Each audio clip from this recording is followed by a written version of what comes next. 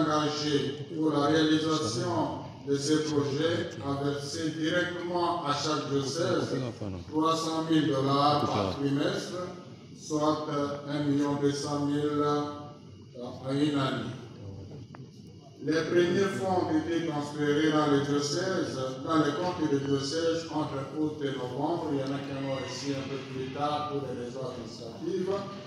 En septembre 2022, dans le souci de répondre aux attentes du gouvernement, celle d'apporter tant soit peu des solutions aux problèmes sociaux des populations, le secrétariat général de la SENCO a mis en place une équipe technique servant à apporter son soutien aux diocèses pour la bonne mise en œuvre de ces projets et a tenu à organiser un atelier de planification, de développement des stratégies communes, de partage d'expériences, d'échanges, etc., pour réussir ensemble. Avec la première définition de l'Institut Mungobo, Ambengu et l'école primaire Kumbatayo à Nambia et d'une grande pharmacie au diocèse de Domudoruma, le diocèse dont vous verrez déjà une œuvre d'admission à l'eau potable finie. 17 équipements et finitions du centre des jeunes au diocèse de Bassan-Poussou. 18 équipements et finitions du bâtiment de 8 salles de classe dans l'archidiocèse de Kisangani. 19 équipements et finitions du bloc semi-clinique au diocèse de Bunia. 20 équipements et finitions de l'école primaire Bukulu par la diocèse de Sangui. 21 équipements et finitions du centre hospitalier Marie-Reine d'Afrique au diocèse de Bukungu et Kela. 22 équipements et finitions du complexe scolaire moderne à Chikapa au diocèse de Luego. 23 équipements et finitions de la salle informatique dans la cité de Mweka au diocèse de Mweka, quelque chose qui n'existait pas. 24 équipements et finitions de l'hôpital de Matari au diocèse de Wamba. Équipements et finitions du complexe scolaire Amarique au diocèse de Bouta. 26 réhabilitation et équipements du centre de formation polyvalente et construction des infrastructures socio-économiques à Bondo. 27 équipements et finitions du centre hospitalier Oudoukou à Kaleni. 28 extensions du complexe scolaire Termitière, extension du complexe du centre de santé Monseigneur Malunga au diocèse de Kamina. 29 équipements et finitions de l'école technique à Kilo au diocèse de Kilo-Kasenga. 30, le diocèse de Goma a reçu le fonds en retard. Enfin, au fond, le fonds était là, mais les problèmes ne s'est pas rendu compte qu'il y avait un virement de ce fonds-là. Alors, il continue encore les travaux de la phase 1. 31, l'équipement et finition des auditoires et la réhabilitation du centre de santé Saint-Paul au diocèse d'Ouvira. 32, équipement et finition du centre hospitalier et la réhabilitation de la salle polyvalente du diocèse de Kindou.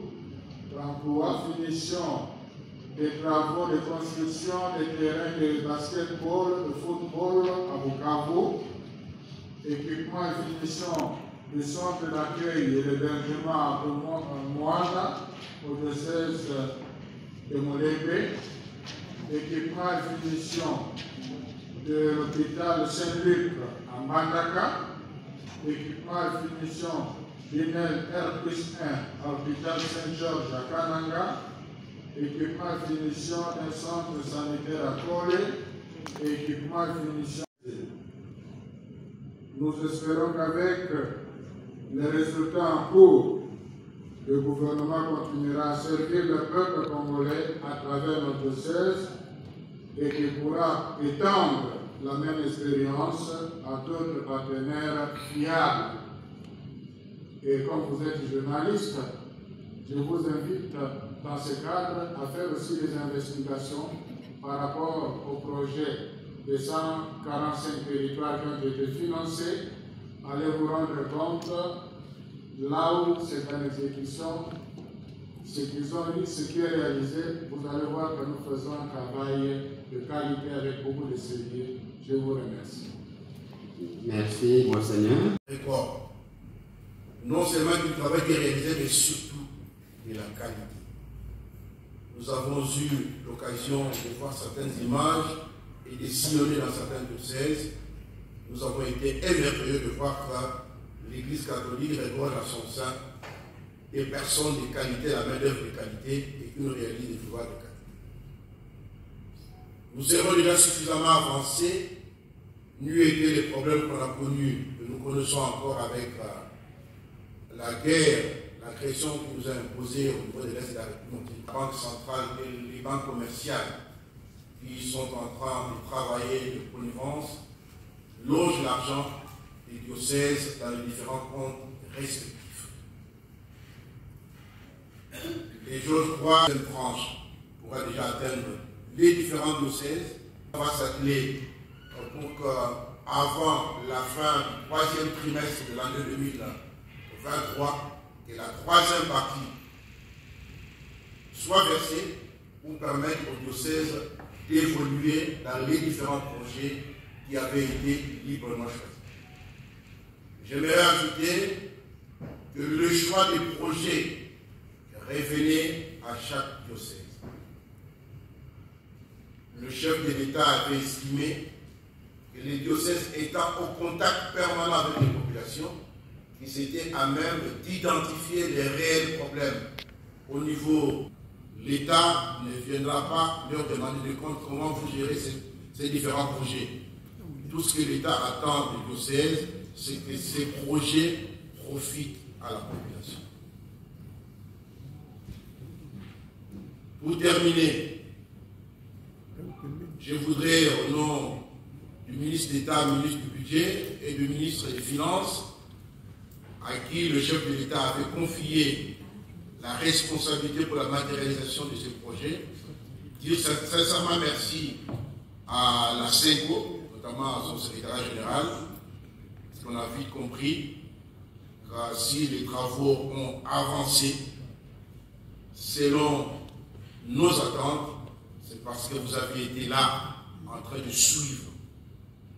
Votre suivi a fait qu'aujourd'hui, nous puissions atteindre les résultats attendus.